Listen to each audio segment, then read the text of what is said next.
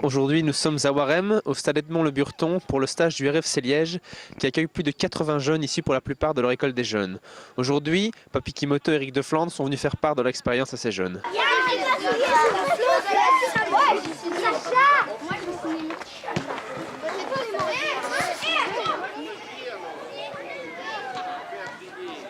Monsieur Renson, bonjour. Bonjour. 9e stage Pascal pour le RFC Liège. Cette année-ci, c'est un succès aussi. Oui, comme chaque année, on a cette fois-ci plus de 80 enfants qui viennent un petit peu de U5, donc de partir de 5 ans, et les plus vieux ont 17 ans, donc c'est un beau succès. Oui. Pourtant, il n'y a pas eu beaucoup de publicité autour de ce stage. Non, parce qu'on a fait le stage un peu plus tard que d'habitude. On n'a pas fait de publicité dans la région, donc c'est surtout les jeunes du football club liégeois, de Recours, d'Alleur, de Jupy, on en a un petit peu de partout, mais c'est surtout nos enfants de chez nous au départ. Oui. Donc, il y a très peu de monde extérieur au FC Liège dans les jeunes ici. Quelques joueurs qui ont demandé pour faire un test, qu'on profite par rapport de ce stage-ci pour faire des tests pour les recrutements l'année prochaine, effectivement. Et les venues d'Eric de Flandre, Papi Kimoto, Christophe Kiné-Demain, est-ce que ça peut apporter, est-ce que ça peut être réellement bénéfique aux jeunes ici? Ah, tout à fait, parce que l'expérience d'un Eric de Flandre ou d'un Papi Kimoto dans le rôle respectif de défenseur et d'attaquant va permettre à nos joueurs de progresser vraiment spécifiquement. Donc aujourd'hui, par exemple, on a pris tous les défenseurs d'un côté qui sont coachés par Eric de Flandre et on va avoir de l'autre côté maintenant Papi Kimoto qui va prendre tous les attaquants, qui va pouvoir vraiment spécifier aux enfants le conseil adéquat pour le faire progresser. Pour revenir à votre tâche de directeur de l'école des jeunes, cette année-ci c'est le renouveau de Liège. Est-ce que Waremme est vraiment bénéfique pour l'école des jeunes de Liège? Oui, oui, tout à fait. L'outil waremien ici, on le voit avec un terrain synthétique, les terrains aux alentours, nous permettent enfin d'être stables et de ne plus changer de stade d'année en année, d'avoir des infrastructures de qualité. Ça nous permet de garder nos joueurs, de ne plus partir éventuellement vers des clubs comme Visé, Eupen ou autres. On garde maintenant l'ossature.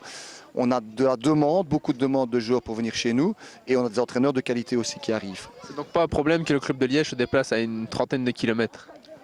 Ce n'est pas un problème à partir du moment où on peut apporter de la qualité. Et là, je crois que les parents sont prêts de faire les déplacements. Si on apporte de la qualité dans nos entraînements, avec des rôles comme Eric de Flandre, Papi Kimoto, de bons entraîneurs et un bel outil de travail, ça apporte quelque chose. Est-ce qu'à l'avenir, les joueurs de l'équipe première pourraient venir donner d'autres conseils aux jeunes, justement pour la formation, pour les amener à se mieux préparer pour l'équipe première? Ah, mais ça, ce serait l'idéal. Ce serait vraiment qu'on puisse avoir une fois par semaine ou 2 fois par mois des joueurs comme Eric ou d'autres qui pourraient descendre, organiser l'entraînement spécifique défenseurs, milieu de terrain, gardien de but, attaquant et coaché par des gens qui ont une fameuse expérience derrière. Alors Patrick, bonjour. En quoi consiste votre rôle ici au stage? Mais en fait, ici au stage, en l'occurrence aujourd'hui, j'étais en charge de préparer un atelier spécifique sur les gestes défensifs. Donc nous avons préparé ça et Eric est venu se joindre à nous pour justement apporter des conseils avisés en tant que conseiller joueur de l'élite. Donc voilà.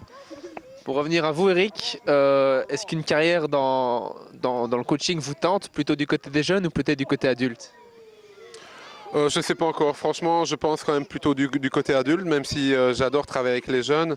Mais je pense que j'aimerais quand même essayer à un moment donné ou l'autre de taquer quand même le coaching, mais un peu au plus haut niveau, je vais dire, en peut-être adjoint D1, D2.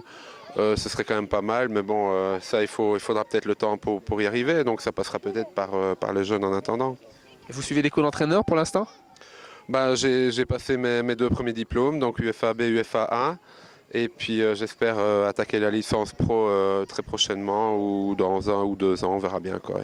Pour revenir à vous Patrick, quel apport Eric peut-il vous apporter ici au stage auprès des jeunes? Eh bien, un apport en tout cas ici au niveau de l'atelier spécifique gestes défensifs, toute son expérience.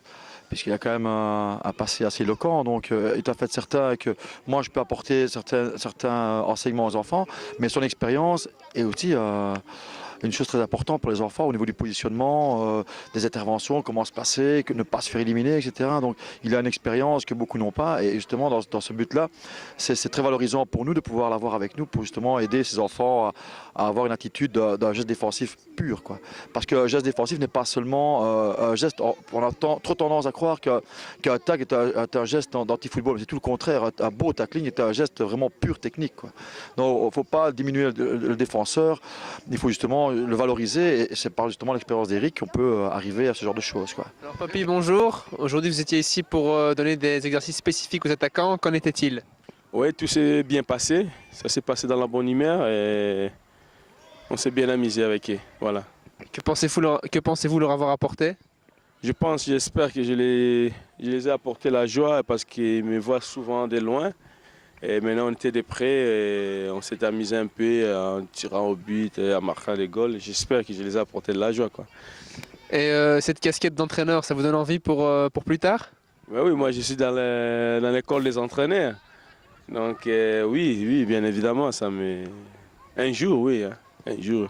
Plutôt du côté des jeunes ou plutôt du côté adulte? Je ne sais pas là où je vais commencer, mais ce qui est sûr, je le ferai.